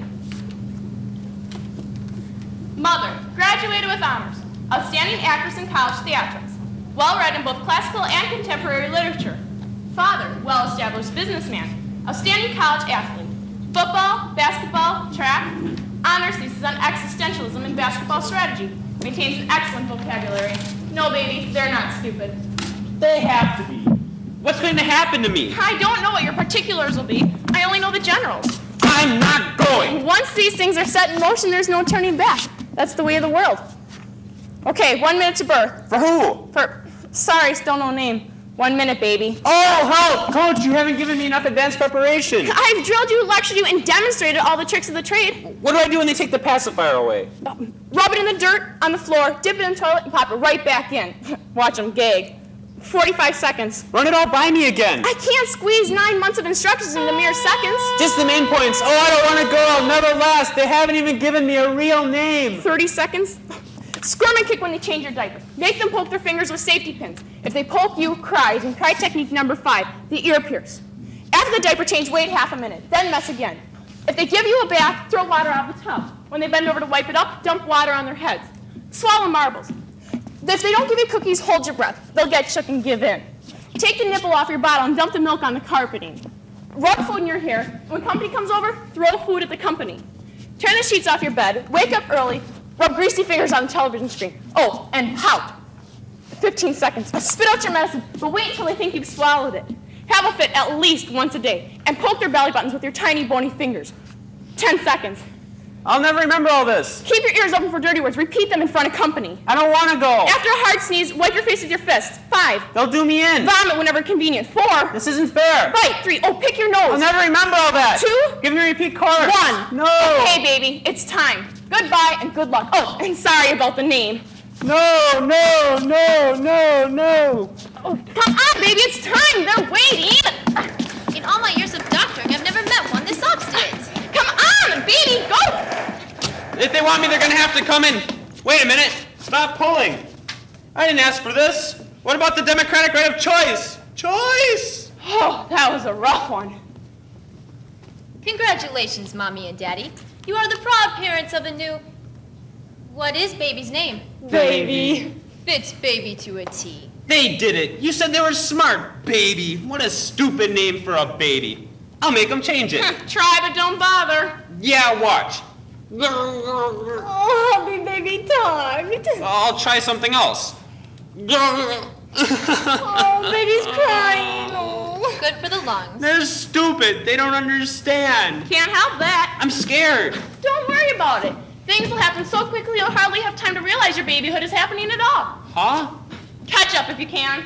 Feels so good to have cutesy baby at home, doesn't it, Daddy? Don't call me that. And baby is so intelligent. Stop calling me that. Communicating in only 1 week. Must be from my side of the family. I may be smart, but you are dumb, dumb, dumb. One little grin for Mommy Pooh. One little smile, babykins. Mommy Pooh, babykins. Time for baby brain to learn his first word. Baby brain. Tickle, tickle, Mommy. Be happy if you give her one little grin. Stop the poking. The first word must be meaningful and challenging, right, baby brain? These people are giving me an identity crisis. Petrography. A little twitch of the mouth isn't too much to ask, is it, baby? Repeat after me, baby. Pat. Smile, honey. Rod. Back off. Grab. I can't breathe. Eat. Petrography. Oh, you're scaring baby, Daddy. In order to learn correctly, baby must see the formation of my mouth. Is this going to last long? Petrography. The description and classification of rocks. What's a rock? Yoo-hoo. What was that? Grandma and Grandpa are here. Show 'em in, dear. I'll teach baby another word. Have to impress the in-laws, baby. I didn't ask for this. Xenodoshinology. Repeat after me, baby. Xeno. Back off. Doshi. I can't breathe. Nology. Xenodoshinology. Who is this daddy person? The love of hotels and inns. 7-syllable word. Fantastic. Something wrong with my voice? Master photography and xenodoshinology in the first week. This guy's ears are bad. Baby knows almost 60 words already. And baby's still so young. 60 words? And only 2 months old? Wait a minute. 2 months? That can't be. 2 months ago, we were blessed with our little baby Pooh. Well, let's hear the words. Okay, baby. I'll give you the description, and you give me the word. The love of hotels and inns. The description and classification of rocks. Little baby's destined to be at the top of the class. What'd he say? Xenodoshinology and petrography, of course. Oh. Well, it didn't sound like that to me. Sure it did. You're just too old to hear. Listen to him. He knows. And baby can sit up so good, too. Pretty good for only 4 months old. 4 months? Watch me teach baby another word. Help me, old man. Help me, Mommy. Synorthographic. A useful word for grade school. Someone make him stop this stupidity. Help, Mommy. Watch our lips, baby. Synorthographic. Very good. Means spelled alike. I wasn't close at all, imbecile. Smile for grammars before she goes. I don't know why, but baby just doesn't smile. Baby will smile for grandma. Back away. I can't breathe. One little grin. I'm suffocating. One little smile, baby. I'm choking. I'm going to pass out. Tickle, tickle, tickle. I'm going to die. Maybe next time. What do you say, baby? Baby just must not be used to you yet. Fresh air. Certainly. Come, Gramps. Want to hold him, old man? No, thanks. They're okay to look at, but you youngins can hold him. What? But you're on my side. Goodbye, baby. Goodbye, kids. Bye-bye. Bye-bye. Oh, they're gone. You're 6 months old now, baby. Time to learn to crawl. If baby learns at least 1 word a day, he'll know approximately 2,071 words before 1st grade. Oh, that would be quite a vocabulary for a 1st grader. This one's French, baby. Éclaircissement. Means full enlightenment explanation. Now you're going to breathe in my face. I'll try not to breathe. Watch closely, baby. Éclaircissement. Very good. Oh, come on, baby, crawl. First one hand, then the other. Push baby's butt, dear. First you name me baby, then you push on my butt. These people aren't normal. They need help. Not bad, baby, for a first try. Someone's here, hubby. Okay, baby, watch me. Look, it's not so hard. Aunt Tanaka here. Oh, we had to see baby. How old is he now? 6 months. You call it up? What? Good form. I'll give him a 10. Naturally, runs in the family. Baby's going to be an athlete. First they dictate my name, then they tell me what to be. That's good strength. Here, Daddy, catch. Put me down, you loonies. I'm getting sick. Baby has good balance, too. Let them look at baby a little closer, honey. Oh, yes, saved. Oh, who does baby look like? Do babies ever outlive this stupidity? Oh, baby has mommy's chubby cheeks and daddy's nose. And his pot belly. Baby doesn't have a pot belly. Baby's going to be a jock. Got strong muscles like the old man. Yeah, look at the beef on those arms. Hands off. Strong. I love those pudgy cheeks. Always poking, prodding, and squeezing. Baby pudgy cheeks. Wait a minute, you, whoever you are. What gives you the right to change my name? My name's Baby. What did I just say? Sitter's here, hon. I thought it would never happen. Bring her in. But I've grown accustomed to that name. Let her meet baby. Has a nice name ring to it. This'll be baby's first time with the sitter. Baby. How it'll be. They always survive. Babysitter, what's a sitter? Doesn't sound good. Baby's so cute. Well, at least she has good taste. This'll be baby's first time with the sitter. I know what that word sit means. Don't worry. I'm a good babysitter. She has very good references. Wait a minute. You two are going to leave, and this stranger is going to sit on... Oh, no, not me. She isn't. Now, baby Poopsie, don't cry. She outweighs me. Get used to her, baby. She'll be here a lot in the future. They don't like the way I look. They want to flatten me. Call if you need us. The number's by the phone. When will you be back? 3 hours or so. We're going out to eat afterwards. Have fun. Don't worry. Heaven help me, I'll not live through the night. Be good, baby. No. They're gone. Gotta find the phone. Stay away from me. You're bigger than me. You'll probably win the battle, but you're not going to sit on me without a struggle. They're gone. Isn't she gonna sit on me? Come over now. Love ya. Bye. Uh-oh, here she comes. I'll pretend to be asleep. Asleep. Things couldn't be better. I'll just lie low for a while. Maybe she'll leave me alone. Who's there? Me. They'll be gone for 3 hours or so, and baby's already asleep. Let's go. Better check this out. Adults are all dumb. They don't understand me either. What are they doing? What? Boom da boom da boom da boom. Got me. Is baby a good baby? Never says a word. Good, they'll never know I was here. See, be sure and call me next time you come sit here. Bye. You were so good, baby. You didn't scream or bother. You can't say a word. I don't like her attitude. You were so good for the past 2 hours. I want to give you a big hug and kiss. Oh, she's gonna sit on me, I know it. Deceives me into trusting her, then pulls her dirty tricks. One little kiss and one little hug. Relax, baby. I'm not gonna hurt you. I'll be squashed. Oh, we're back. Hi, baby. Was baby a good baby? Couldn't have been better. Someone was here. What'd you say, baby? Oh, isn't that cute? I wonder what baby's really saying. Well, gotta go. See you some other time, baby. Certainly. We always need a reliable, responsible sitter. Thank you. Goodbye. Bye-bye. Push my butt, yank on my arms, leave me alone. Time for baby to learn another word. This is so irritating. Denatology. Oh, excellent choice, Daddy. Yes, all 7th-month-olds should be thinking about denatology. Yes, we can't forget about baby's moral training. Where's that coach? Denatology, the science of moral duty. Gotta be around here somewhere. And baby crawls so good, too. And baby's developed quite a vocabulary. Snorthographic. Quit shoving. Isodynamic. Cut it with the words. Photography. Where's that coach? Repeat again, baby. You're making me cry. I don't want to cry, but I don't know what else to do. Photography. You weirdos don't know when to quit. Orthographic. You name me, baby. Push on my butt. Leave me with people who want to sit on me and make funny noises. Keep shoving, Daddy. I'll get it. More? I can't handle these two, let alone a whole room full. Grandma, Grandpa, Repeat you're just after me, in time baby. to see baby practice crying and learn new words. Isodynamic. Oh, there's that one with the breath. Photography. Can baby smile for Grandma Again, today? baby. Help me, old man. Get that kid away! I hate kids! Be on my side, I'm outnumbered. Get the kid away! Gucci, Gucci. Get the leech away! Save me. Again, baby. Keep shoving, Daddy. Snorthographic. Isodynamic. Photography. Again, baby. Snorthographic. Oh, doesn't baby look like Isodynamic. mommy? Photography. Again, baby. How's little Jock today? Snorthographic. Up for some aerodynamics? Oh, I'm getting sick. Oh, I think baby looks like Daddy. Oh, nice. Everyone's here for baby's 9-month anniversary. Hooray for baby! Stop! Where's that coach? Been here all along.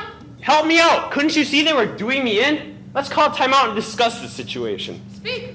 Alone. This is somewhat unorthodox, but all right, everyone out.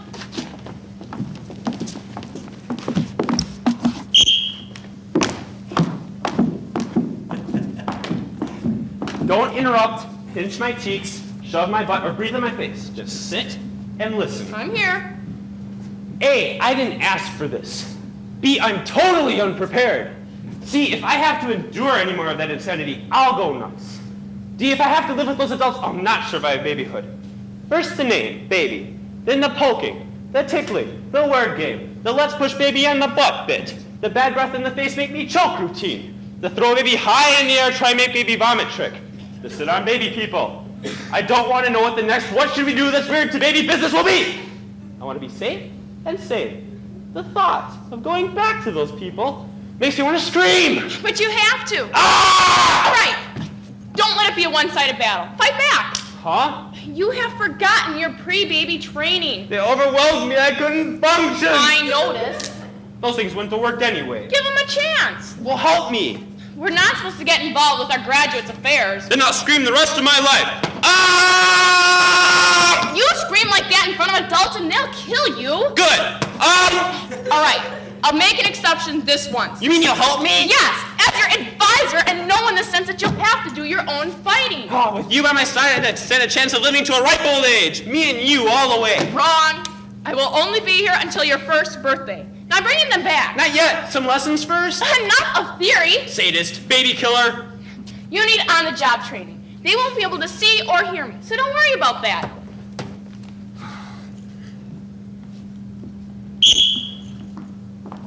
Ah! Oh, baby messed again. Change him, dear. Certainly. And while I do, I'll teach baby another word. Nyctalopia.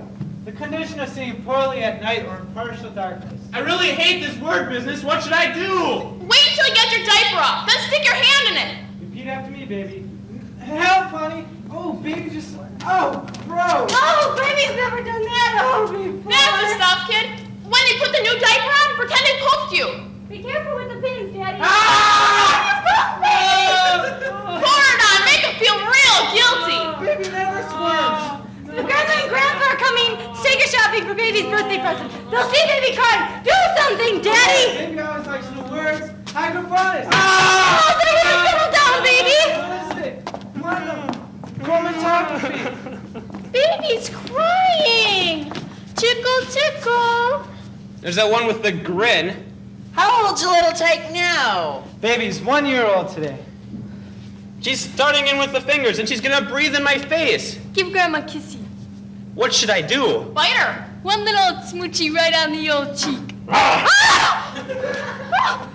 never does that, Mother. Are you all right?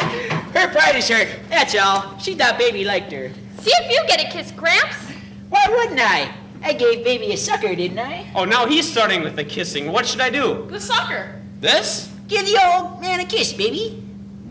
What happened to the Brad I remember? Don't do This that. isn't bad. You got him running, kid. Hang in there. Sitter's here, hon. We can go shopping for baby's present now. Will baby be okay? Baby and I will get along fine, as always. But baby's changed, though. Let's get out of here. Be good, baby. Hi, baby.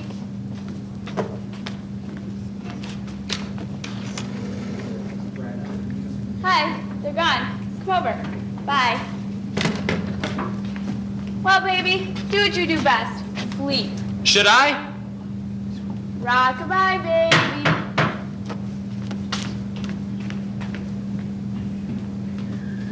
Baby's asleep. Let's go.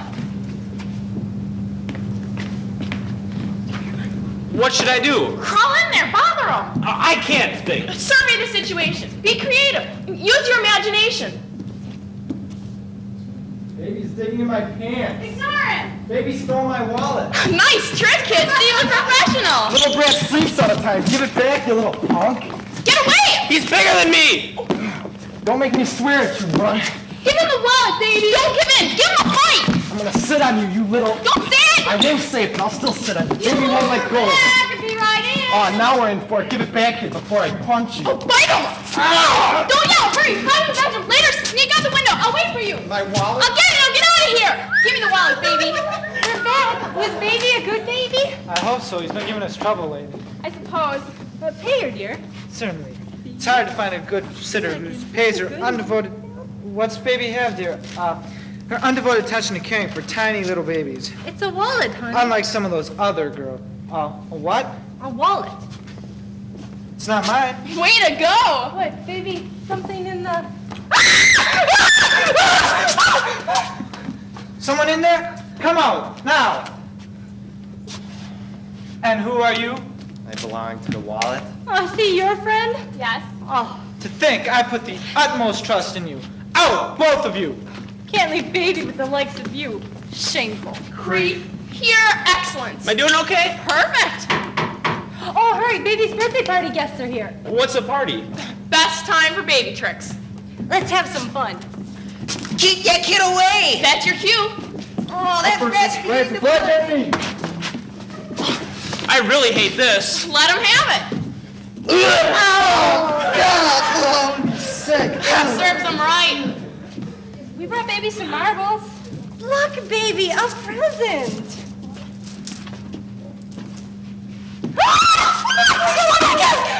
Help her, Daddy. Right on you. See you around. Hey, don't go. Call a doctor, honey. Look what they're doing to me. You're fine. I came as fast as I could. Over here, doctor. What's the matter with baby? He swallowed marbles. I can't. What is baby? You don't need me anymore, kid. Look how you've been handling the situation. Now it's a real nice touch, faking you swallowed the marbles. That was pretty good, wasn't it? Thought of it myself. I gotta go now. Other kids to instruct. You know. Keep your chin up, kid. You'll survive. Give it to him with both barrels. Coach, thanks. Sure, kid. Anytime. I'm going hysterical, Doctor. Can't you do something? Shine. Baby's mouth is like a vice. It won't open up. Did baby spit them up yet? No! Baby. Oh, it's all my fault. It's my fault. Otsu! Pass me Otsu! Baby. Baby didn't swallow the marbles. The faker. Oh, baby. Settle down, settle down. Baby's okay. Oh, listen. The little devil didn't swallow the marbles. How are we ever going to survive babyhood?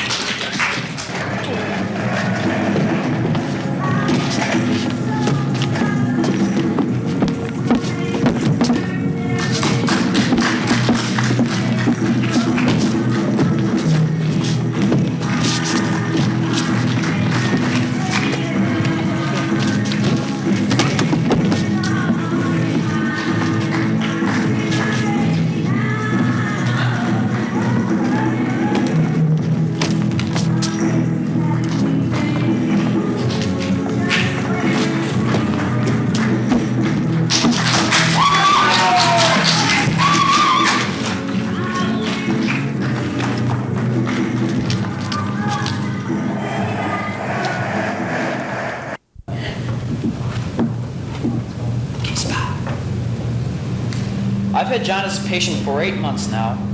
He was committed to Millbrook Sanitarium at the age of 20.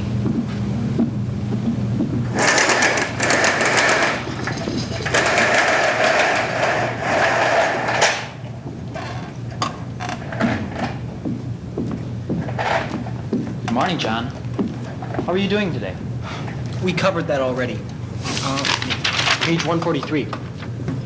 I'm sorry, John, but I seem to have forgotten my glasses. Why don't you just tell me how things are going with you? Good. Good, I suppose. I wish you would stick with the story. Excuse me? Now you should be asking me. Asking you, John? Yes, about the performance. I'm not sure I understand.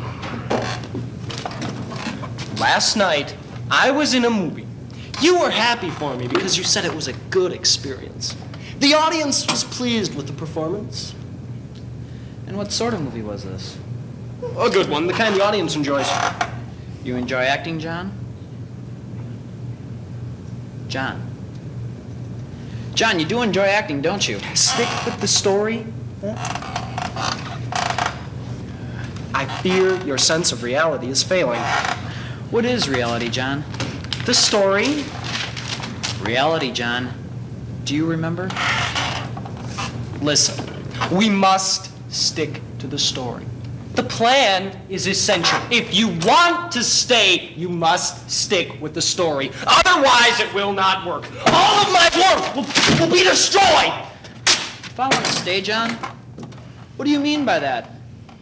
Would you mind elaborating? Okay. Listen carefully. This is your pen. I wrote you, created you by writing with this pen. I did this a long time ago, way back in volume 4, page 1046. I developed your character carefully, keeping in mind every single teeny tiny part of the plan. But when you deviate from the plan, you destroy the story. You get me so frustrated sometimes! One of these days, I'll stop using your pen, huh? Then you'll be sorry, then you'll see. And if you don't write with my pen, what happens to me? Well, John? Stick with the story. Yes. Well, I shall be leaving you now. Is there anything you wish to add? Well then.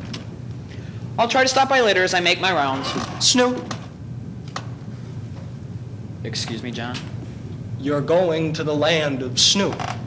I'm going to my office, John. You're going to the land of Snoop. It's all right there in the story. The land of Snoop! I've never heard of this place. Snoop? Yes, this Snoop place. Tell me about it. Well, it's all right there on the page. If you remember, I forgot my glasses. Oh. Well, Snoop is a place where if a fence is too high to climb over, yet too short to crawl under, men simply paint it red and throw arrows at it. That's silly. Did you just make that up, John? John? I wrote it with the green pen. Snoop gets the green pen. You just made it up, did you not? I wrote it with the green pen right here. Huh?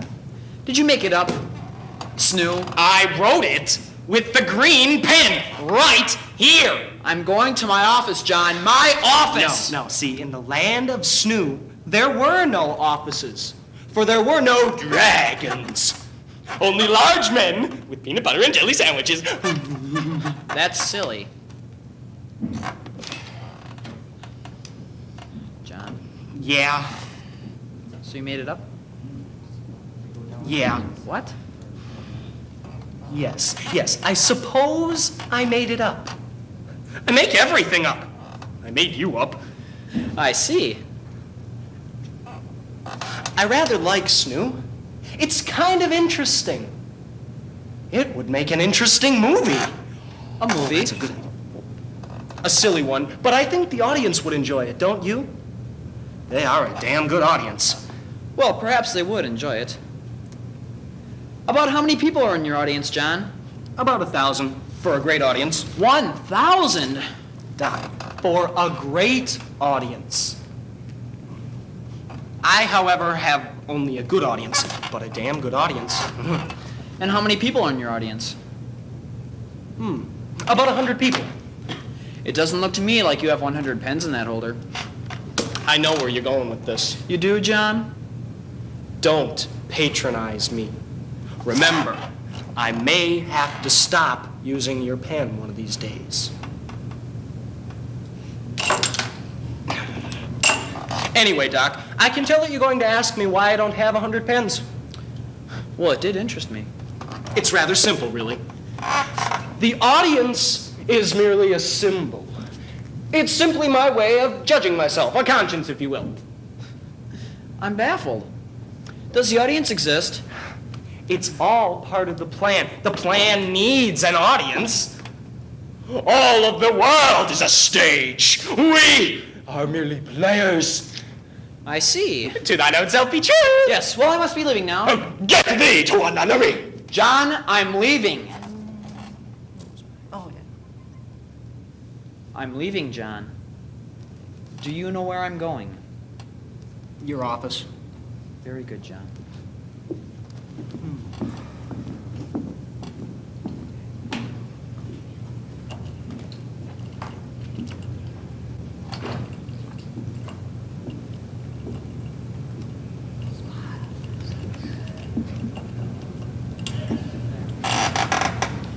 I've been called in. It's the middle of the night. It seems that John has been writing for 2 weeks now without any kind of break. He won't eat, he doesn't sleep, and he becomes violent when the orderlies turn off the lights.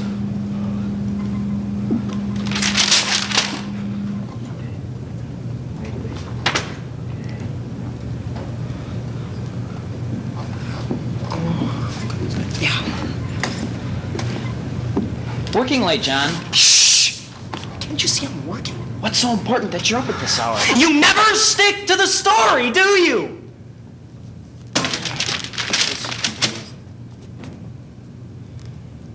Promise to keep a secret? Who would I tell? John. I found a girl. A girl, John? What are you talking about? What do you mean? John? A girl. A nice girl. Oh, that's good.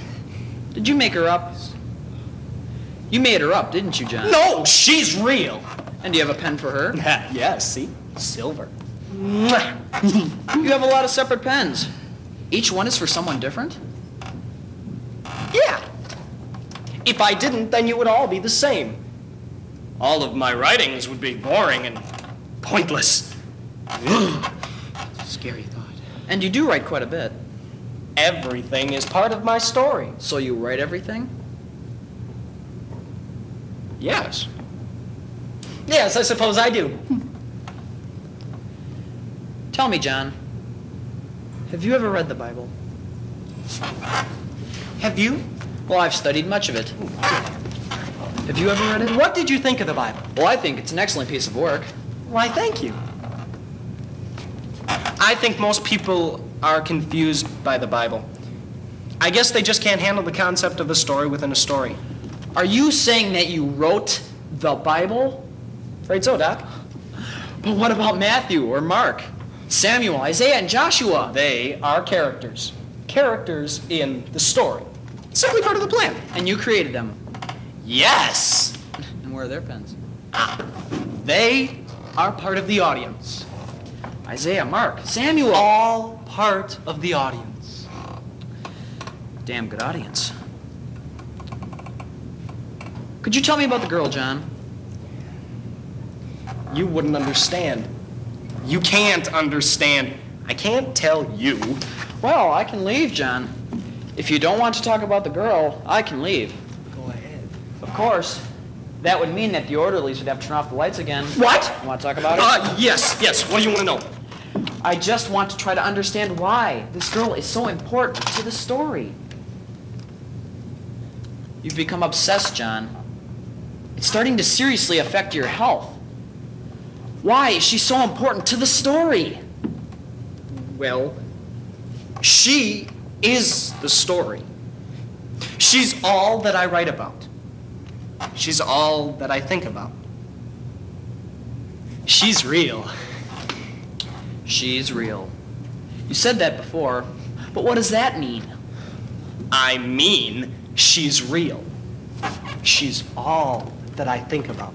She's all that I write about. She must be real. I'm not writing my ideas down. It's like they're being sent to me. The ideas. She's far too perfect for me to have created her. She exists somewhere. Maybe you could find her for me. Find her? Yeah.